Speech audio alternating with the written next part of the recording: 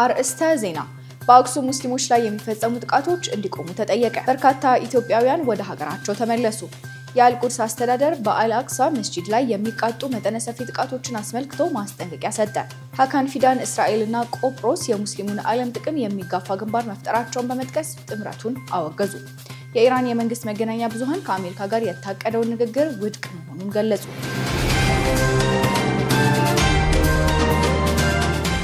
አሰላሙ አለይኩም ወራህመቱላሂ ወበረካቱ። የተወደዳችሁ የነጃሽ ቴሌቪዥን ተመልካቾች እንደምን አላችሁ?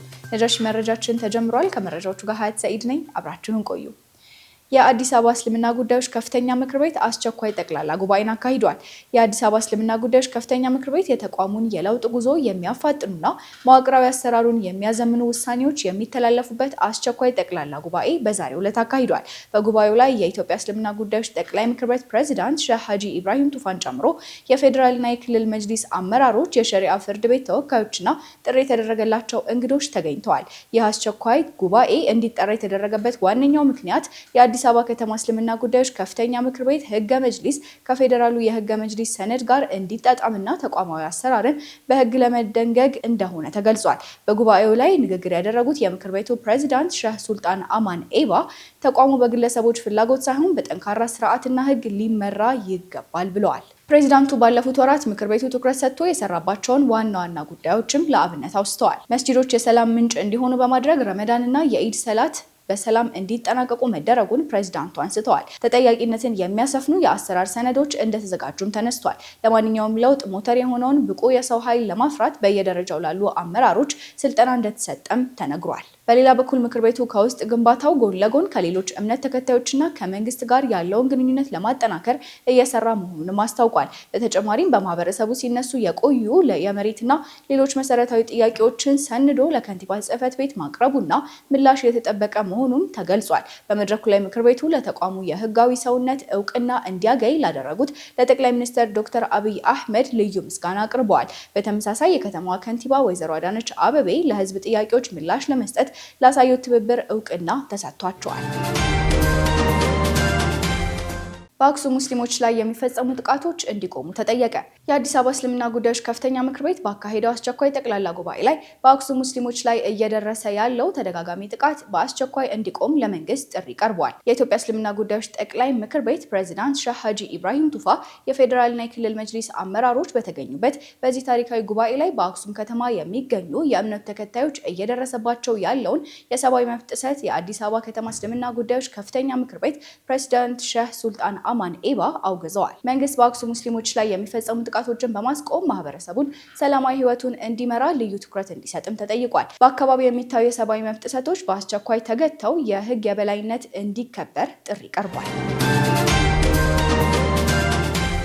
በርካታ ኢትዮጵያውያን ወደ ሀገራቸው ተመለሱ። በሳውዲ አረቢያ በአስቸጋሪ ሁኔታ ውስጥ ያሉ 1430 ኢትዮጵያውያን ወደ ሀገራቸው መመለሳቸውን ሴቶችና ማህበራዊ ጉዳዮች ሚኒስቴር አስታውቋል። በሳምንቱ ውስጥ በተደረገ 7 ዙር በረራ የተመለሱ 955 ወንዶችና 457 ሴቶች እንዲሁም 18 ጨቅላ ህጻናት ሲሆኑ ከተመላሾች መካከል 62 እድሜያቸው ከ18 ዓመት በታች የሆኑ ታዳጊዎች ይገኙበታል። መስከረም 5 2018 በተጀመረው ዜጎችን ወደ ሀገር የመመለስ ስራ እስካሁን 65755 ኢትዮጵያውያን ወደ ሀገራቸው መመለስ ተችሏል።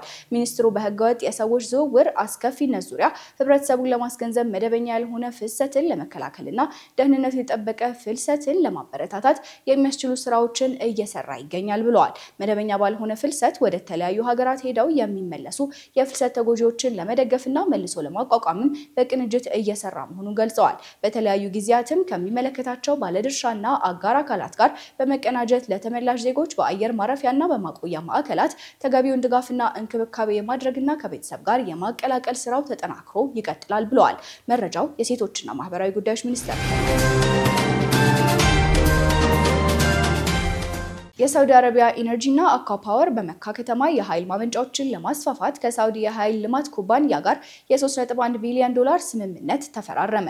የሳውዲ ኢነርጂና አኳ ፓወር በተቀደሰችው የመካ ከተማ የሚገኘውን የራቢግ 2 የኃይል ማመንጫ ጣቢያን ለማስፋፋት ከሳውዲ የኃይል ግዢ ኩባንያ ጋር የ3.1 ቢሊዮን ዶላር ወይም 11.5 ቢሊዮን የሳውዲ ሪያል ስምምነት ተፈራርመዋል። ይህ ስምምነት የ2.3 ጊጋዋት የኤሌክትሪክ ኃይል የማመንጨት አቅም የሚኖረው ግዙፍ ፕሮጀክት ሲሆን ሁለቱ የሁለቱ ተቋማት ግንባታን፣ ፋይናንስንና አጠቃላይ የስራ ኃላፊነትን የሚያካትት ለ31 ዓመታት የሚቆይ የኃይል ግዢ ውል ተፈራርመዋል። ፕሮጀክቱ በቀጣይ የካርበን ልቀትን ለመቀነስ የሚያስችሉ ቴክኖሎጂዎችን ለመግጠም ዝግጁ ሆኖ እንደሚገነባም ተገልጿል። ሁለቱ ኩባንያዎች በፕሮጀክቱ ውስጥ እያንዳንዳቸው የ40 በመቶ የባለቤትነት ድርሻ ይኖራቸዋልም ተብሏል። ይህን ተከትሎም በሳውዲ የአክሲዮን ገበያ ላይ የአኳ ፓወር አክሲዮን በ1.3 በመቶ፣ የሳውዲ ኢነርጂ ደግሞ በ3 በመቶ ጭማሪ አሳይቷል።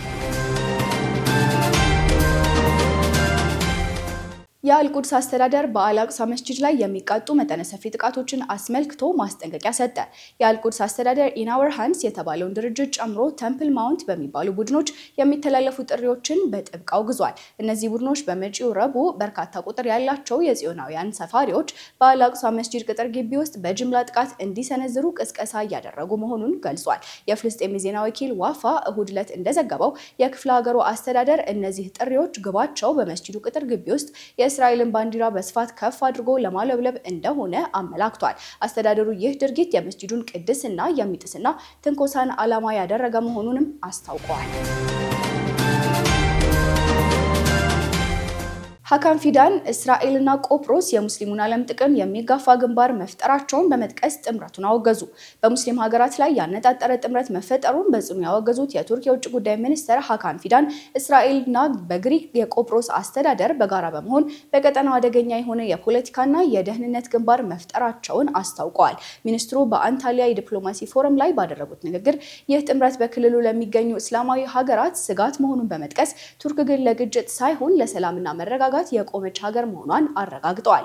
የእስራኤሉ ጠቅላይ ሚኒስትር ቤንያሚን ኔታንያሁ የስድስትዮሽ ጥምረት ብለው የሰየሙትና ቆጵሮስን፣ ግሪክን ያካተተው ይህ ስትራቴጂ ፊዳን ጽንፈኛ ሲሉ የፈረጁትን የእስላማዊ ሀገራት ተጽዕኖ ለመገደብ ያለመ መሆኑን በግልጽ ተናግረዋል። ይህን ተከትሎም የቱርክ መንግስት በሰጠው ምላሽ ይህ አይነቱ መቧደን ቀጠናውን ወደ ከፋ ቀውስና አለመረጋጋት የሚመራ መሆኑን አስታውቀዋል። ሚኒስትር ፊዳን አጽንኦት ሰጥተው እንደተናገሩት የምስራቅ ሜዲትራኒያን ሀገራት ከውጭ ኃይሎች መፍትሄ መጠበቃቸውን ካላቆሙ ችግሮቻቸው ተባብሰው እንደሚቀጥሉና መፍትሄውን በራሳቸው በክልሉ ሀገራት እጅ መሆኑን ገልጸዋል። የቱርክ ቆጵሮስ መሪ ቱርፋን ኤርሃማንንም ጨምሮ በበኩላቸው የግሪክ ቆጵሮስ አስተዳደር ከእስራኤል ጋር የሚያደርገው ጥምረት ሕፃናትን ከሚገድል መንግስት ጋር የሚደረግ አደገኛ ግንኙነት ሲሉ ነቅፈውታል። ይህ እርምጃ የቱርክ ቆጵሮስን ሉዓላዊ መብት የሚጋፋና ዓለም አቀፍ ማህበረሰብም ሊያውቀው የሚገባ በደል መሆኑን ገልጸዋል። በጋዛ ከተካሄደው ዘር ማጥፋት ጀምሮ እስራኤል በክልሉ ካሉ ሀገራት ጋር በፈጠረችው ግጭት ምክንያት በቱርክና በእስራኤል መካከል ያለው ዲፕሎማሲያዊ ግንኙነት ከምንም ጊዜው በላይ እየሻከረ መጥቷል። የቱርክ ፕሬዝዳንት ረሲብ ጣይብ ኤርዶጋን የኮሚኒኬሽን ዳይሬክተር ቡርሃነቲን ዱርሃን ኔታንያሁ በጋዛ የዘር ማጥፋት የፈጸመና ቀጠናውን ለፖለቲካ ህልውናው ሲል ወደ ትርምስ የሚመራ ወንጀለኛ ሲሉ ጠርተውታል። ቱርክ እስራኤል የምታካሂደውን ወታደራዊ ወረራና በሙስሊም ሀገራት ላይ የምትሸርበው ሴራ እንደማትቀበል በማረጋገጥ ኔታንያሁ ለፈጸሙት የሰብአዊ መብት ጥሰት ፈጥኖም ይሁን ዘግይቶ በህግ ተጠያቂ እንደሚሆኑ አስታውቀዋል። ይህ ወቅታዊ ውጥረት በሜዲትራኒያን እና በመካከለኛው ምስራቅ ለሚገኙ ሙስሊም ሀገራት አንድነትና ጥንካሬ አስፈላጊ መሆኑን የሚያመለክት ሆኗል። የኢራን የመንግስት መገናኛ ብዙሃን ከአሜሪካ ጋር የታቀደውን ንግግር ውድቅ መሆኑን ገለጹ። በኢራንና በአሜሪካ መካከል በፓኪስታን ኢስላማባድ ሊካሄድ ታስቦ የነበረው ቀጣይ ዙር የሰላም ንግግር የኢራን መንግስት መገናኛ ብዙሃን ባወጡት መረጃ መሰረት የመካሄድ ተስፋው አነስተኛ መሆኑ ተገልጿል። ኢራን ለንግግሩ ፈቃደኛ ያልሆነችው አሜሪካ በኢራን ወደቦች ላይ የጣለችውን የባህር ላይ እገዳ ለማንሳት ፈቃደኛ ባለመሆኗ እንደሆነ አልጀዚራ ዘግቧል። በሁለቱ ሀገራት መካከል ያለው ግንኙነት ይበልጥ የከረረው የአሜሪካ ባህር ኃይል ቱስካ የተባለችውን የኢራን የንግድ መርከብ በኃይል መያዙንና በቁጥጥር ስር ማዋሉን ተከትሎ ነው። አሜሪካ መርከቧ የተጣለውን እገዳ ጥሳ ለማለፍ በመሞከሯ እርምጃ እንደወሰደች ብትገልጽም ቴህራን ድርጊቱን የባህር ላይ ዘረፋ ስትል አውግዘዋለች። በአሁኑ ወቅት በኢራንና በአሜሪካ መካከል በሚካሄደው ቀጣይ ዙር ንግግር ላይ ለመሳተፍ ምንም አይነት እቅድ የለም ሲሉ የኢራን ምንጮች ጠቅሰው ዘግበዋል። ፋርስና ታስኒም የዜና ወኪሎች አጠቃላይ ሁኔታው በአዎንታዊ መልኩ ሊገመገም አይችልም ያሉ ሲሆን ማንኛውም አይነት ድርድር ከመጀመሩ በፊት አሜሪካ የጣለችውን የባህር ላይ እገዳ ማንሳት እንደ ቅድመ ሁኔታ መቀመጡን አስታውቀዋል። ኢርና የአሜሪካን ጥያቄዎች ምክንያታዊ ያልሆኑና ከእውነት የራቁ ሲል የገለጸው ይኸው የዜና ወኪል አሜሪካ አቋሟን በማይገመት ሁኔታ የምትቀያየር በመሆኑ በእነዚህ ሁኔታዎች ውስጥ ፍሬያማ ድርድር ለማድረግ ምንም አይነት ግልጽ ተስፋ የለም ብሏል። ብራዚል የጸጥታው ምክር ቤት የጦርነት እብደትን እንዲያስቆም ጠየቀች። ፕሬዚዳንት ሉላ ዳ ሲልቫ የተመድ የጸጥታው ምክር ቤት የጦርነት እብደትን እንዲያቆም ጠይቀዋል። የብራዚል ፕሬዚዳንት ሉዊዝ ኢናሲዮ ሉላ ዳ ሲልቫ የተባበሩት መንግስታት ድርጅት የጸጥታው ምክር ቤት በአሁኑ ወቅት በዓለማችን በተለይም በመካከለኛው ምስራቅ እየታየ ያለውን የጦርነት እብደት በአስቸኳይ እንዲያስቆም ጥሪ አቅርበዋል። ፕሬዚዳንቱ በስፔን ባርሴሎና በነበራቸው ቆይታ ባደረጉት ንግግር የጸጥታው ምክር ቤት ቋሚ አባላት የሆኑት አሜሪካ፣ ቻይና፣ ሩሲያ፣ ፈረንሳይና እንግሊዝ ለዓለም ሰላም መጠበቅ ያለባቸውን ኃላፊነት እንዲወጡ አሳስበዋል። አሁን ላይ በከባድ ሁኔታ እየተስፋፋ ያለውን ግጭቶች ዓለም ከዚህ በላይ ሊሸከመው ስለማይችል ግዴታችሁን በመወጣት የጦርነት እብደትን አስቁሙ በማለት ፕሬዚዳንቱ ለሀያላን ሀገራቱ ጥሪ አቅርበዋል። ሉላ በ2010 እንደ አውሮፓውያኖች አቆጣጠር ብራዚል፣ ህንድና ቱርክ የኢራንን የዩራኒየም የማበልጸግ መርሃ ግብር ለመገደብ ያደረጉትን ስምምነት አስታውሰዋል። በወቅቱ የቀረበው ሰላማዊ መፍትሄ በአውሮፓ ህብረትና በአሜሪካ ውድቅ መደረጉን በመጥቀስም ዛሬም በኢራን ላይ የሚሰነዘረው ክስ የቀድሞ ስህተት ውጤት መሆኑን ተችተዋል። ፕሬዚዳንት ሉላ ይህንን ንግግር ያደረጉት በፕሬዚዳንት ዶናልድ ትራምፕ የሚመራው የአሜሪካ አስተዳደር ከእስራኤል ጋር በመሆን ከየካቲት 28 ጀምሮ በኢራን ላይ የከፈቱትን ጦርነት ተከትሎ ነው። ፕሬዚዳንቱ አሜሪካ ለጦርነቱ እንደ ምክንያት የምታቀርበውን ኢራን የአቶሚክ ቦምብ እየሰራች ነው የሚለውን ክስ በመቃወም ችግሩ ቀደም ብሎ በዲፕሎማሲ ሊፈታ ይችል እንደነበር አስገንዝበዋል። የተወደዳችሁ ተመልካቾቻችን የተከታተላችሁ የምትገኙት ነጃሺ መረጃችንን ነው። በቀጣይም ወደ ቢዝነስ መረጃ እናመራለን። ዙቤዳ ሀሰን አዘጋጅተዋለች። ኢትዮጵያ በኤሌክትሪክ የሚሰሩ ከባድ የጭነት ተሽከርካሪዎችን ማስገባት መጀመሯ ተሰምቷል። ሀገራችን አሁን ላይ ወደ አረንጓዴ ማሽነሪዎች በሙሉ አቅሟ እየተሸጋገረች መሆኑን የኢትዮጵያ ጅቡቲ ባቡር አክሲዮን ማህበር ዋና ስራ አስፈጻሚ የሆኑት አቶ ታከለ ኡማ በማህበራዊ ትስስር ገጻቸው ላይ ገልጸዋል። አዲሱ ፖሊሲ የተፈጥሮ ጋዝ የሚሰሩ የኤሌክትሪክ ከባድ የጭነት ተሽከርካሪዎችን እና የኢንዱስትሪ መሳሪያዎችን አሁን የእቅድ አካል መሆናቸውን አቶ ታከለ ኡማ ገልጸዋል ተብሏል። የአየር ንብረት ለውጥ ተግዳሮቶችን በቁርጠኝነት በመጋፈጥ የአረንጓዴ ኢኮኖሚ ግንባታን ማፋጠን የአፍሪካን የኢነርጂ ሽግግር በግንባር ቀደምትነት መምራት ነው ሲሉ ስራ አስፈጻሚው አክለው ገልጸዋል። የዓለም የቡና ገበያ ዋጋ በከፍተኛ ሁኔታ መቀነሱ ተሰምቷል። በዓለም አቀፍ ደረጃ የቡና ገበያ ዋጋ በተለያየ ጊዜ ልዩነት እያሳየ ይገኛል። በአሁኑ ወቅት ደግሞ ቅናሽ አሳይቷል ተብሏል። በተለይም በመካከለኛው ምስራቅ ለንግድ ፍሰት እንቅፋት ሆኖ የነበረው የጂኦፖለቲካዊ ውጥረት መላላቱን ለገበያ መረጋጋት እንደ ዋነኛ ምክንያት ተጠቃሽ ሆኗል ነው የተባለው። ለቡና ዋጋ መውረድ ተጨማሪ ምክንያት ሆኖ የተጠቀሰው የብራዚል ከፍተኛ የምርት ትንበያ ነው። ብራዚል በ2026/27 የምርት ዘመን እስከ 75.9 ሚሊዮን ከረጢት የሚደርስ ከፍተኛ ምርት ታመርታለች ተብሎ ይጠበቃል። እንዲሁም ደግሞ በ2026 ዓመት የዓለም የቡና ትርፍ ምርት ወደ 10 ሚሊዮን ከረጢት ያድጋል የሚለው ትንበያ ለገበያ መረጋጋት አስተዋጽኦ አድርጓል ብሏል ዘገባው። በዚህም እንግዲህ አረቢካ ቡና የ2.28 በመቶና ሮብስታን ቡና ደግሞ በ2.5 በመቶ ቅናሽ አሳይቷል ተብሏል። የቡና መሸጫ ዋጋ በዓለም አቀፍ ደረጃ መቀያየር ሊኖር እንደሚችል መረጃዎች ገልጸዋል። የነዳጅ ዋጋ ዳግም ጭማሪ ማሳየቱ ተነግሯል። የኢራንና የአሜሪካ ውጥረት አለመረጋጋቱን ተከትሎ የነዳጅ ዋጋ በዛሬው ዕለት በ5 በመቶ ጭማሪ ማድረጉ ተሰምቷል። ባሳለፍነው ሳምንት አርብ ዕለት የሆርሙዝ ወሽመጥ ለንግድ መርከቦች ክፍት መደረጋቸውን ተከትሎ የነዳጅ ዋጋ በ9 በመቶ ቅናሽ ማሳየቱ ይታወሳል። የሆርሙዝ ወሽመጥ ክፍት መደረጉን ተከትሎ 20 የሚሆኑ መርከቦች በሰላም ማለፍ ችለውም ነበረ። ነገር ግን ብዙም ሳይቆይ ሆርሙዝ ድጋሜ መዘጋቱን ኢራን ማስታወቋ ይታወሳል። ወሽመጡ መዘጋቱን ተከትሎ የነዳጅ ዋጋ ድጋሜ ጭማሪ ማሳየቱም ተነግሯል። በዛሬው ዕለት ነዳጅ በ5 በመቶ ጭማሪ በማድረግ የብሬንት ድፍድፍ ነዳጅ በአንድ በርሜል $95 ከ45 ሳንቲም የመሸጫ ዋጋ እንዲሆን ተወስኗል። የዌስት ቴክሳስ መካከለኛ ደግሞ በ$88 ከ86 ሳንቲም የመሸጫ ዋጋው ሆኗል ነው የተባለው። በኢራንና አሜሪካ መካከል በቀጠናው የተፈጠረው ውጥረት እስካልረገበ ድረስ የነዳጅ ዋጋ መዋዠቁን ሊቀጥል እንደሚችል ተንታኞች ገልጸዋል።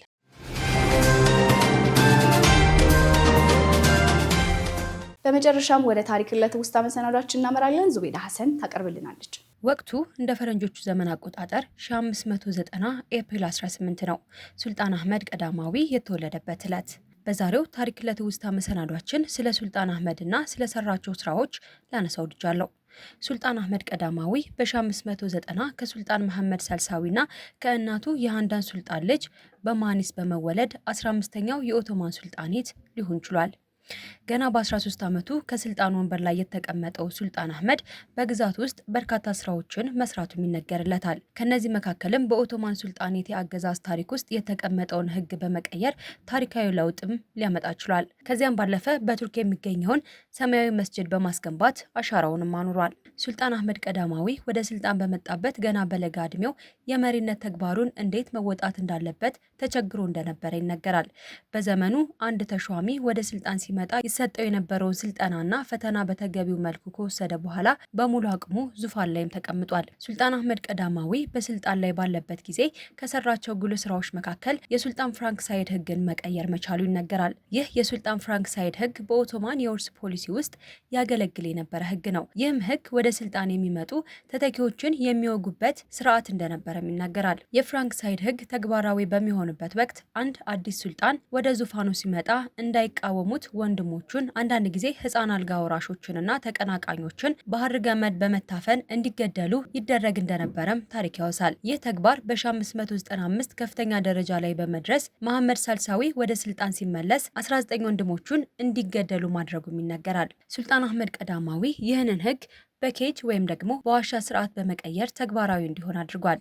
ይህም አዲሱ የዋሻ ስርዓት አንድ መሪ ወደ ዙፋን ሲመጣ ሌሎች አልጋ ወራሾችና ተቀናቃኞች ከቤተ መንግስቱ ርቆ በተሰራ ቦታ የቁም እስረኛ እንዲሆኑ የሚደረግበት አሰራር ነው። ይህ የዋሻ ስርዓት እስከ ኦቶማን አገዛዝ መጨረሻ ጊዜ ድረስ አገልግሎት ላይ ውሏል። በወቅቱ በርካታ የሱልጣን ወንድሞች ይሞቱበት የነበረበትን ህግ በዋሻ እስር የመቀየሩ ተግባር በርካቶች ዘንድ ተቀባይነት አግኝቶ እንደነበረም መረጃዎች ያሳያሉ። ሱልጣን አህመድ በግዛት ዘመኑ የሰራው ሌላኛው ጉልህ ስራ ደግሞ የቱርኩን ሰማያዊ መስጂድ መገንባቱ ነው። በኢስታንቡል ውስጥ ታዋቂው ሰማያዊ መስጂድ የሱልጣን አህመድ መስጂድ በመባል ይታወቃል። ከሀጂ ሶፊያ መስጂድ አቅራቢያ ነበር የገነባው። ሰማያዊ መስጂድ ሱልጣን አህመድ መስጂድ ወይም ደግሞ የሱልጣን አህመድ ካሚ እያሉ የአካባቢው ነዋሪዎች ይጠሩታል። የመስጂዱ ጥልቅ የስነ ህንፃ ጥበብ ድንቅ ውበትን አጎናጽፎታል። ከሩቅ የሚታዩት 6 ሚናራዎችና ሰማያዊው ኢንዚክ ንጣፎች መስጂዱን በአካባቢው ደምቆ እንዲታይ ነው ያደረገው። ሱልጣን አህመድ ቀዳማዊ በኦቶማን አገዛዝ ውስጥ አዲስ ህግ ከማምጣቱ ሰማያዊ መስጂድን ከመገንባቱና ከማስተዳደሩ ባለፈ ሀጂ ሶፊያ መስጂድን በማደስ ለአገልግሎት ምቹ እንዲሆንም አድርጎታል ይባላል። ሱልጣን አህመድ ከግዛቱ ባለፈ ኦስትሪያን ጨምሮ ከውጭ ሀገራት ጋር ጥሩ የሚባል ግንኙነት እንደነበረውም ታሪክ ያወሳል። በማኒስ ወይም ደግሞ ዘመናዊቷ ቱርክ የተወለደው 14ኛው የኦቶማን ሱልጣን አህመድ ቀዳማዊ በተወለደ በ27 ዓመቱ በ1617 ህይወቱ አለፈ። መቃብሩም በቱርክ ሰማያዊ መስጂድ አቅራቢያ ከሚገኝ የመቃብር ስፍራ ላይም ተደረገ።